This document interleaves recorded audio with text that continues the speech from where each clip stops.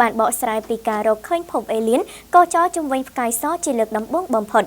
ការសិក្សាថ្មីមួយបានបង្ហាញថាអ្នកវិទ្យាសាស្ត្របានរកឃើញផុសតាំងនៃវត្តមានជាលើកដំបូងរបស់ភពអេលៀនដែលនៅក្បែរផ្កាយសដែលមានពន្លឺពណ៌សនេះបានតាមការដកស្រង់ការផ្សាយចេញពី website សារព័ត៌មាន Space នៃរុស្ស៊ីថ្ងៃប្រហ័សទី5ខែធ្នូឆ្នាំ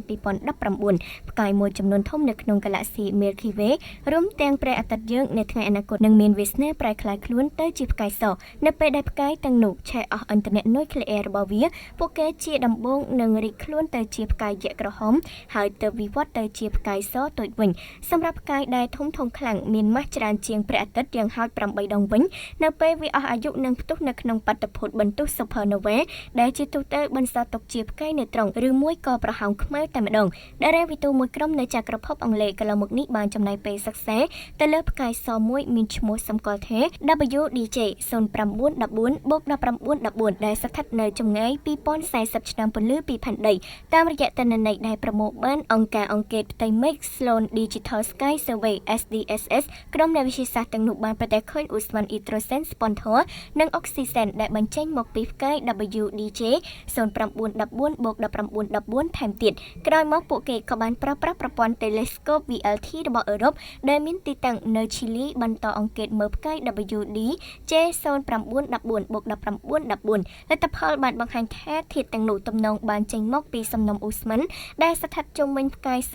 WDJ 0914-1914ពីដំបូងឡើយអ្នកវិទ្យាសាស្ត្រយល់ថាសំណុំអូស្ម័ននោះប្រហែលជាបានកើតឡើងដោយសារតែ WDJ 0914-1914ជាប្រព័ន្ធផ្កាយភ្លោះប៉ុន្តែតាមពិតវាគឺជាផ្កាយសតែមួយប៉ុណ្ណោះដែលមានសំណុំអូស្ម័នព័ទ្ធជុំវិញវាសមាសធាតុនៃអូស្ម័ននោះត្រូវបានរកឃើញថាស្រដៀងទៅនឹងភពអូស្ម័នយក្សនៅក្នុងប្រព័ន្ធព្រះអាទិត្យដូចជា Neptune និង Uranus ជាដើមហេតុដូច្នេះក្រុមតារាវិទូបានសន្និដ្ឋានថាប្រហែលជាមានភពមួយដែលស្រដៀង Neptune កំពុងតែកោចរជុំវិញផ្កាយសនោះរៀងរាល់10ថ្ងៃម្ដងពេលវេលាលើផែនដីប៉ុន្តែយោងតាមគណនាភពមួយនោះកំពុងត្រូវកម្ដៅផ្កាយ WDJ 0914-1914ដែលមានសីតុណ្ហភាពខ្ទង់ 28,000 អង្សាសេឆាប់ឆេះនៅក្នុងកម្រិតយ៉ាងឆាប់រហ័សក្រុមអ្នកវិទ្យាសាស្ត្រដដែលបានបញ្ជាក់ថាពួកគេមិនបានមើលឃើញភពអេលៀននោះដោយផ្ទាល់ឡើយប៉ុន្តែភស្តុតាងដែលពួកគេរកឃើញឲ្យតម្រុយថាពិតជាមានភពមួយនៅក្បែរផ្កាយ